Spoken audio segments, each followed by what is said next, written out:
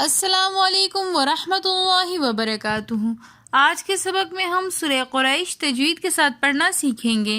آئیے اپنے سبق کا آغاز کرتے ہیں تعوذ اور تسمیہ کی تلاوت سے۔ اعوذ باللہ من الشیطان الرجیم، بسم اللہ الرحمن الرحیم، لإیلاف قریش۔ لإیلاف میں لام کے اوپر کھڑا زبر ہے تو اس لیے ہم نے لإیلا لام کو ہم نے ایک الف کی مقدار کھینچ کر پڑھا۔ قریش میں را کے اوپر زبر ہے تو اس لیے اس را کو ہم موٹا پڑھیں گے، اور قاف بھی موٹے حروفوں میں سے ہے تو اس لیے اس کو ہم مخفمہ ادا کریں گے۔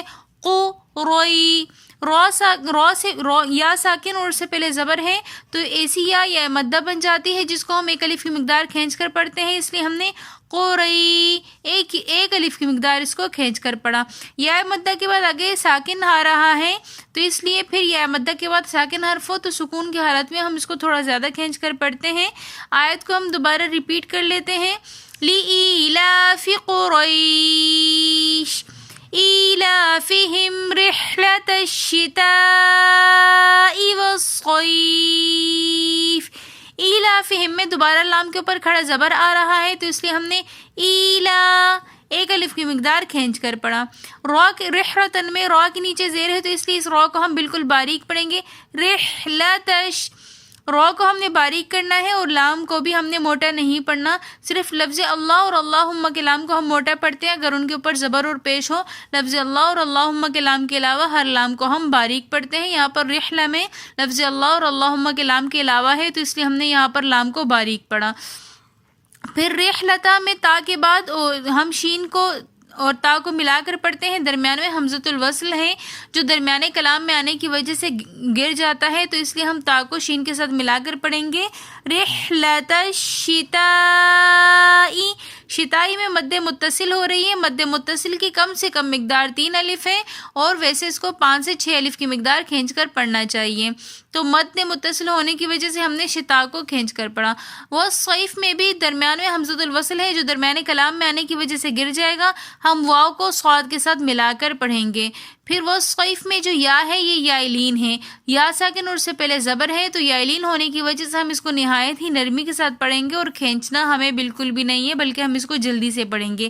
اگر یہاں پر یا ساکن اور سے پہلے زیر ہوتی تو پھر ہم یہ یا مدہ بن جاتی تو اس کو ہم اس صورت میں ایک الف کی مقدار کھینچ کر پڑھتے ہیں، لیکن زبر ہے تو یائلین ہو گئی، اب ہم اس کو جلدی سے پڑھیں گے اور بغیر کھینچے نرمی کے ساتھ پڑھیں گے۔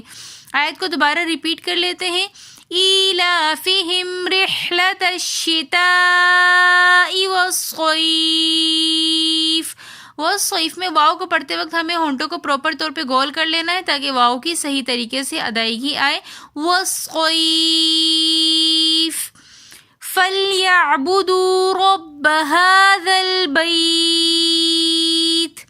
فَلْيَعْبُدُوا میں عین ساکن ہے لیکن عین کی ادائیگی کے وقت ہمیں پراپر طور پہ خیال رکھنا ہے کہ عین ہلے نہیں۔ ساکن حرف کی ادائیگی میں اکثر اس طرح ہوتا ہے کہ اس کی ادائیگی پراپر طور پہ نہیں ہوتی اور اکثر لوگ ساکن حرف کو ہلا دیتے ہیں، تو یہاں پر ہم نے فَلْيَعْبُدُوا پڑھنا ہے، اس طرح ہم لام کو بھی ہلا دیں گے اور عین کو بھی ہلا دیں گے، ساکن حرف کو ہم نے ہلا کر نہیں پڑھنا۔ پھر فَلْيَعْبُدُوا میں واو مدہ ہونے کی وجہ سے ہم نے اس کو ایک الف کی مقدار کھینچ کر پڑھا۔ فَلْيَعْبُدُوا رب میں را کے اوپر زبر ہے تو اس لیے اس را کو ہم موٹا پڑھیں گے، آگے با مشدد ہے تو را کو ہم با کے ساتھ ملا کر پڑھیں گے۔ فَلْيَعْبُدُوا رب۔ ہاضل میں ہا کے اوپر کھڑا زبر ہے تو اس لیے اس ہا کو ہم ایک الف کی مقدار کھینچ کر پڑھیں گے۔ پھر ہاضل میں ذال کو ہم لام کے ساتھ ملا کر پڑھ رہے ہیں، درمیان میں حمزہ ہے جو کہ حمزۃ الوصل ہے، درمیان کلام میں آنے کی وجہ سے گر جائے گا۔ بیت میں یا ساکن اور سے پہلے زبر تو یائلین ہے، یائلین کو ہم بغیر کھینچے نرمی کے ساتھ پڑھیں گے، آگے تا ساکن ہے تو وقف کی حالت میں پڑھیں گے۔ ھذا البیت ہم نے اس کو بہت زیادہ نہیں کھینچنا۔ آیت کو ریپیٹ کر لیتے ہیں۔ فَلْيَعْبُدُوا رَبَّ هَذَا الْبَيْتِ الَّذِي أَطْعَمَهُم مِّن جُوعٍ وَآمَنَهُم مِّن خَوْفٍ۔ الذی میں مد منفصل ہو رہی ہے، مد منفصل کی مقدار کم سے کم 3 الف، ویسے اس کو 5 سے 6 الف کی مقدار کھینچ کر پڑھنا چاہیے۔ مد منفصل ہونے کی وجہ سے ہم نے الذی کو کھینچ کر پڑھا۔ اطعامہم میں طا حروف قلقلہ میں سے ساکن حالت میں آ رہا ہے درمیانے کلمے میں، تو اس لیے ہم طا کے اوپر قلقلہ کریں گے، طا کی آواز کو ہم واپس پلٹا کر لے کر آئیں گے۔ آتقو یہ قلقلہ ہو گیا۔ اطعامہم میں میم ساکن اور اس کے بعد میم متحرک آ رہا ہے، تو یہاں پر ہوگا ادغام شفوی کا قاعدہ، تو یہاں پر ہم میم مشدد ہونے کی وجہ سے غنہ کریں گے۔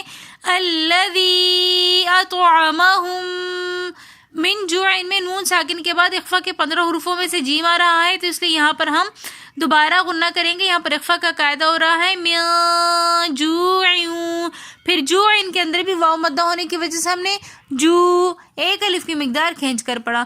جو ان کے اندر 2 زیر کی تنوین کے بعد دوبارہ ینمو کے حرفوں میں سے واو آ رہا ہے، تو یہاں پر ہم جو دوبارہ سے غنہ کر کے پڑھیں گے ادغام مال غنہ قاعدے کی وجہ سے۔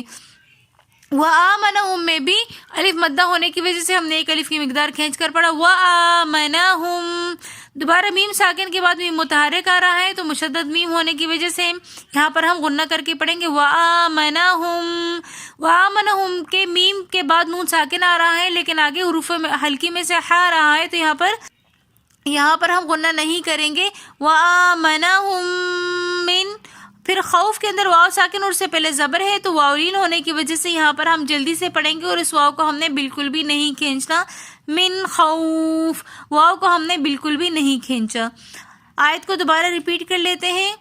الذی اطعمہم من جوع وآمنہم من خوف۔ اگر آپ کو ہماری آج کی ویڈیو پسند آئی ہو تو ویڈیو کو like, comment, share and subscribe ضرور کیجیے گا۔ ملتے ہیں نیکسٹ ویڈیو میں، تب تک کے لیے اللہ حافظ۔